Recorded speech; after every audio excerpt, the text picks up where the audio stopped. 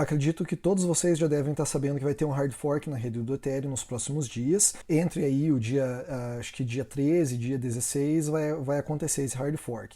Então eu estou trazendo aqui neste vídeo um dossiê e um review do que vai ser mudado, por que vai acontecer esse hard fork, quais as mudanças que acontecerão na rede a partir de então. Eu vi que algumas pessoas estavam falando sobre Proof of Stake e coisas do gênero, e não é isso que vai acontecer agora, são outras mudanças que vão acontecer, e já para aproveitar eu vou trazer aqui no vídeo, mostrar para você como que você descobre o que vai ser modificado na rede sem você depender de notícias. Todas as vezes que você quiser entender exatamente o que vai ser modificado, você pode entrar neste site aqui, eips.ethereum.org, e nesse site você vai ver os Improvement Proposals. Então, o que significa EIP? EIP é um acrônimo para Ethereum Improvement Proposals, tá? Que é o que está escrito aqui em cima. Ou seja, são propostas de melhoria para a rede do Ethereum.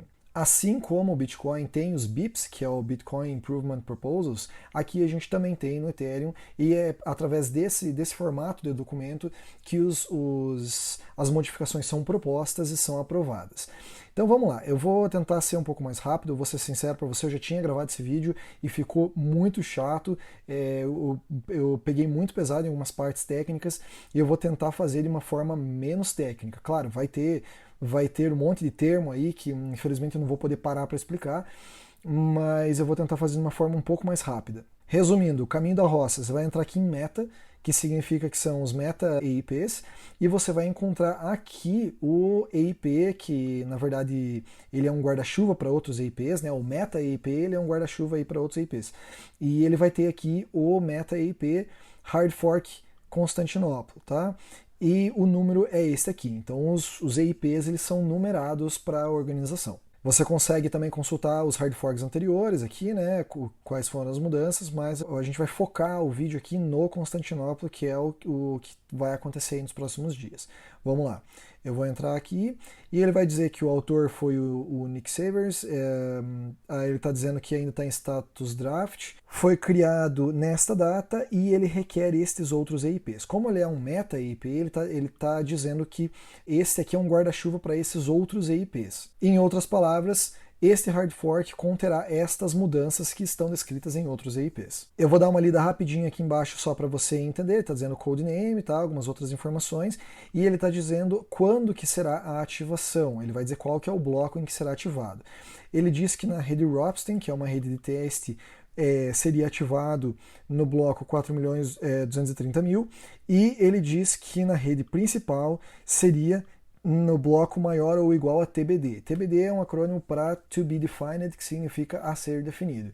Já foi definido, o EIP só não está atualizado, tá? Então, depois no final do vídeo eu mostro para você qual vai ser o bloco em que acontecerá este hard fork. E aqui está a lista de modificações que acontecerão a partir deste bloco aqui, que já foi definido. Ou seja, quando alcançar esse bloco a rede, todos os nós e os mineradores terão que implementar ou começar a utilizar estas modificações nas regras de consenso. Então vamos lá, eu vou tentar entrar um pouquinho em cada um dos EIPs que farão parte desse hard fork, e eu vou tentar explicar de forma breve. Lembrando, eu não sou especialista em Ethereum, eu só sou um curioso, então eu não conheço em profundidade a EVM, eu não conheço todos os opcodes, eu não sei como funciona tudo, então eu vou dar um overview aqui, só uma passagem bem rápida em cada um. O primeiro EIP é o 145, então vamos lá, ele fala assim, Bitwise Shifting Instructions in EVM. O que significa isso aqui? Você vai ter que entender um pouco de computação. Então, Bitwise Shifting é um método que a gente usa em computação para deslocar bits de um lado para outro. Basicamente é isso, de forma bem simples. Ah, Thiago, para que serve isso? Bom, não importa para você, tá? Se você não é programador, não importa. Se você é programador e não sabe o que é Bitwise Shifting, volta para os livros aí que você precisa estudar mais, tá? Bitwise é uma coisa muito importante que você precisa entender. Então eu vou explicar rápido, porque você provavelmente não está interessado, mas existem algumas formas de você fazer bit shifting, ou você empurrar bits de um lado para outro. A forma como funciona hoje na EVM é utilizando operadores matemáticos. E essa é a forma mais custosa, ou seja, ele gasta aí para fazer o bit shifting 35 gas, enquanto se ele tivesse uma instrução específica para fazer bit shifting, seria somente 3 gas, ou seja, 10 vezes menos. Ele gastaria muito menos gas, ou seja, a pessoa que está enviando uma transação para um contrato pagaria muito menos quando a EVM fosse fazer esse shifting de um lado para outro. E é exatamente isso que esse EIP está fazendo. Ele está propondo um novo opcode que seria chamado SHL no mnemônico e o código dele seria 1B em hexadecimal. Tá? Eu não vou entrar em detalhes aqui também, mas eu só vou mostrar para você aqui que ele dá uns exemplos de como que seria o uso. Ele vai puxar aí para a stack 2 valores, ou seja, primeiro vai puxar aqui, isso é um exemplo, né? Puxar aí o valor 1 lá e fazer depois o push de 00. Esse aqui seria o fator de shifting, esse aqui seria o valor a ser shiftado, fazendo um anglicismo. E depois ele faz aí o push ele faz a execução do opcode e vai dar nada porque o fator é 0, beleza. Vai continuar igual ao valor original.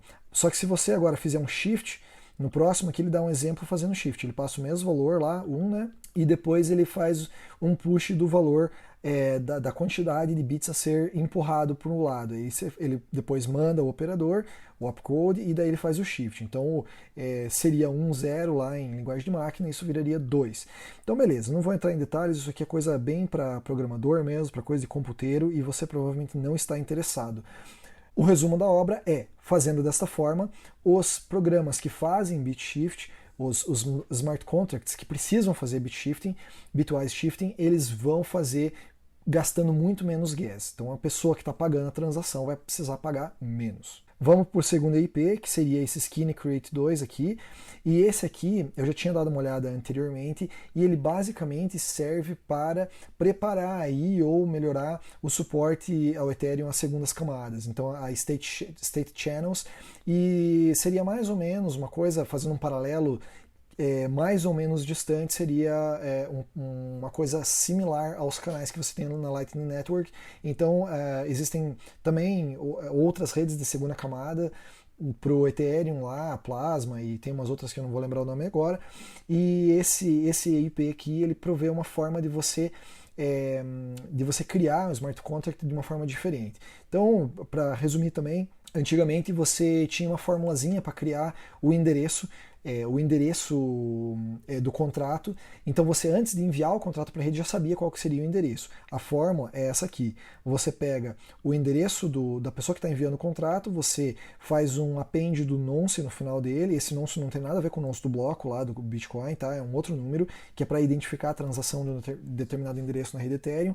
Você passa ele por uma função RLP e depois um QCAC 256, que é uma função hash bem usada dentro do Ethereum. E isso daria o contrato, o endereço do contrato. E agora vai mudar a fórmula, vai existir um outro opcode chamado Create2 que vai utilizar esta fórmula aqui para poder fazer a geração do endereço. E isso pouco importa para você, o que você tem que saber é que esse EIP basicamente foi criado pelo Vitalik para melhorar o suporte à segunda camada. Vamos para o próximo.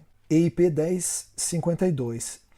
Xcode Hash, tá? É um outro opcode para também reduzir a quantidade de gas que é utilizado em um smart contract para verificar o hash de outro contrato. Ou seja, se você quiser, se um contrato anteriormente precisasse, se ele precisasse tirar a impressão digital de outro contrato que já estava na rede, ele precisaria copiar todo o opcode. Existe um Xcode copy, acho que é esse aqui, e depois ele teria que fazer o hash localmente, e isso ele acabaria gastando muito gas. Tendo um opcode específico para isso, você reduz muito, você gasta aí para fazer essa operação cerca de 400 gas. Então ele reduz bastante, é também coisa de computeiro, você provavelmente nunca vai precisar saber disso aqui, mas saiba que os smart contracts que precisarem tirar essa impressão digital de outros smart contracts que estão na rede vão gastar menos gas daqui para frente, e isso reverte para o usuário que está enviando a transação, tá? Vai reduzir o custo da transação também. Legal, vamos para o próximo. Esse aqui é um pouco mais complicado, eu teria que explicar para você o que é o tal do Difficulty Bomb, que foi introduzido aí no Ethereum há algum tempo atrás. Isso tem a ver com com a mudança, a migração para Proof of Stake, nesse EIP aqui, o que eles estão fazendo? Eles vão empurrar o Difficult Bomb, que vai deixar, que está fazendo com que progressivamente o Proof of Work do Ethereum fique cada vez mais difícil e force os mineradores aí a migrarem para Proof of Stake e torne a mineração inviável ao longo do tempo, né? E esse Difficult Bomb ele foi introduzido para que chegasse um ponto em que a mineração no Ethereum fosse pausada, tá? Que seria o Ice Age. Tem algum lugar aqui explicando sobre o Ice Age aqui da rede do Ethereum, tá? Então, beleza, eles fizeram o quê? Eles estão fazendo um Block Reward Adjustment, ou seja, eles vão reduzir a recompensa por cada bloco. E então o minerador antes ele recebia 3 Ethereum por bloco minerado e agora ele vai receber 2. Então foi 33% de redução.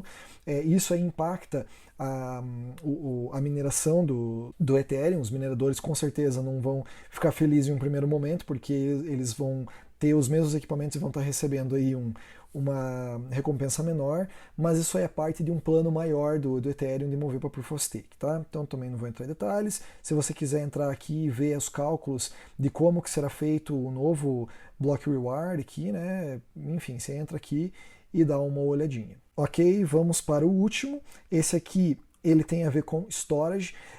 Você pode, nos smart contracts, guardar dados permanentemente no Ethereum, só que isso custa caro, tá? Você guardar dados dentro do Ethereum. O S-Storage, ele é um opcode, ele é um operador lá da EVM que serve para esse tipo de coisa. Então eles estão propondo aqui uma mudança no jeito como eles calculam o gas do S-Store e isso requer um hard fork, tá? Então por isso que eles já estão aproveitando e incluindo esse EIP nesse hard fork que vai acontecer. Beleza? Esse aqui eu nem entrei em muito detalhe em ler exatamente aqui, porque é um monte de cálculo, um monte de coisa que realmente não me interessa, eu não sou especialista em EVM, se um dia eu for estudar a fundo eu vou voltar aqui e vou ler tudo isso aqui com calma. Mas para você saber isso aqui, todos esses EIPs eles vão entrar neste novo hard fork. Agora vamos procurar aqui para ver qual que é o bloco que acontecerá esse hard fork. Beleza, se a gente entrar no Etherscan aqui, a gente vai ver que ele já tem um anúncio lá em cima falando que o upgrade da rede do Constantinople ele vai ser ativado no bloco 7.080.000, tá? Esse aqui é o bloco que será ativado. A estimativa é que sejam daqui 6 dias, ou seja, hoje é dia 10, é mais ou menos no dia 16, mas não tem como garantir porque mineração é um processo estatístico, então é uma loteria, né? Então não tem como saber com precisão, mas muito provavelmente, estatisticamente, é daqui 6 dias. Dia 16. A gente está no bloco agora 7.045.417. A pergunta de ouro que muita gente quer saber, vai ter duas moedas? Vai ter um split na rede? Bom, eventualmente vai acontecer um split, mas a rede anterior, né, a corrente anterior, ela tende a ir a zero, porque em tese, entre aspas aqui, eu vou botar bastante aspas, existe um consenso de que esse é o upgrade que todo mundo vai seguir. Tá? Você só vai descobrir mesmo quando houver o upgrade e vai descobrir se tem gente que está minerando lá a rede velha ainda. Tá? Então só vai descobrir isso depois. Mas muito provavelmente, como o Ethereum ele tem o seu criador ainda na frente do projeto, ele ainda guia o desenvolvimento e toda a fundação do Ethereum, então muito provavelmente a maior parte do pessoal vai seguir esse hard fork. Não acredito que haja motivo para se continuar numa rede anterior. Muitas pessoas citam o caso do ETC, né, o Ethereum Classic, que inclusive essa semana aí teve um ataque de 51%, ou supostamente foi um ataque de 51%, mas aquele caso foi um caso diferente.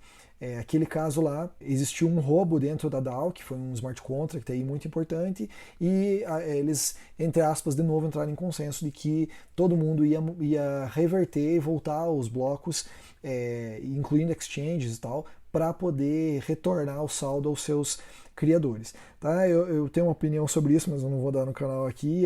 Cada um tem a sua opinião sobre esse negócio de hard fork.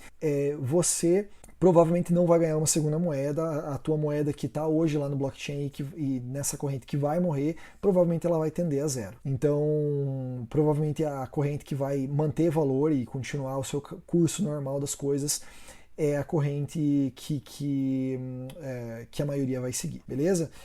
É isso aí, eu espero que você tenha gostado desse vídeo, foi um resumão do que vai acontecer nesse hard fork, espero que aconteça tudo legal aí nessa mudança, acredito que boa parte das exchanges já estão alinhadas e esperando esse hard fork, e vamos ver, depois do dia 16 a gente vai ver o que acontece. Legal? Se você não se inscreveu, se inscreve aí, faz todo aquele paranoia que você sabe, e a gente se vê no próximo vídeo, não se esqueça de ir lá na tribucrypto.com e acompanhar as últimas discussões, beleza? Um abraço e até mais.